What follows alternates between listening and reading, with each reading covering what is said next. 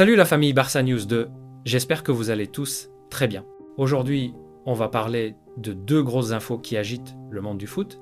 D'un côté, la polémique Carlo Ancelotti-Rafinha avec la sélection brésilienne, et de l'autre, les nouvelles rassurantes sur Marcus Rashford et son avenir au Barça.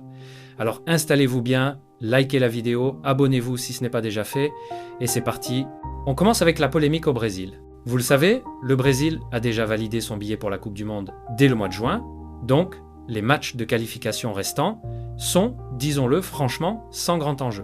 La plupart des grandes stars, comme Vinicius, Rodrigo ou encore Eder Militao, sont restés tranquillement à Madrid pour récupérer, mais Ancelotti a décidé de titulariser Rafinha dans ces matchs pour la forme.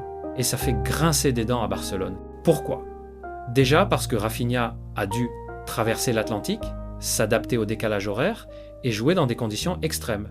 À La Paz, en Bolivie, on parle de 4100 mètres d'altitude.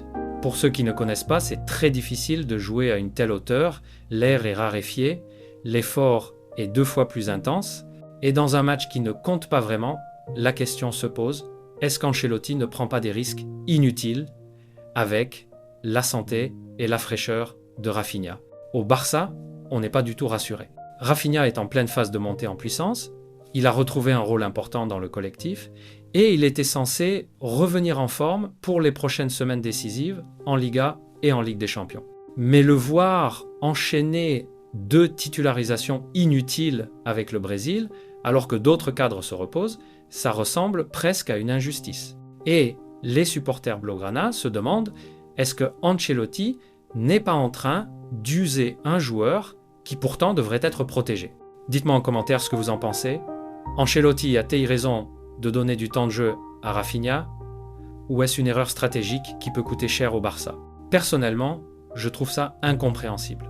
Et maintenant, passons à la deuxième info du jour, Marcus Rashford.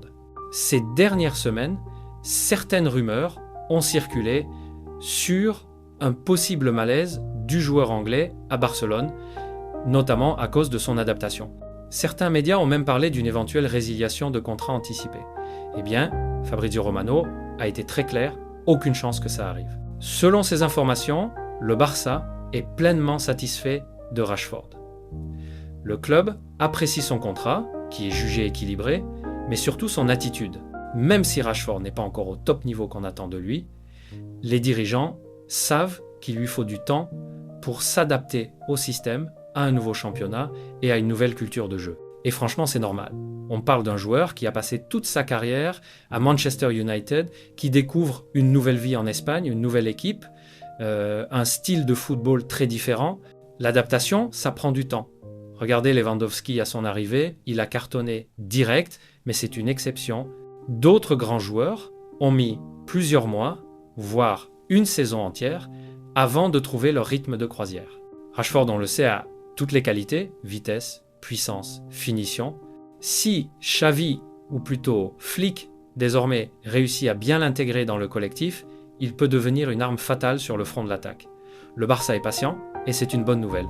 On ne peut pas demander à un joueur de s'adapter du jour au lendemain, surtout dans un contexte aussi exigeant que le Barça. Alors, la famille, j'attends vos réactions dans les commentaires. Est-ce que Ancelotti fait une grosse erreur avec Rafinha? Et pensez-vous que Rashford réussira à s'imposer au Barça comme une future star? N'oubliez pas de liker la vidéo, de vous abonner à Barça News 2 et d'activer la cloche pour ne rien rater des prochaines actus. Merci pour votre soutien et on se retrouve très vite pour une nouvelle vidéo. Força Barça!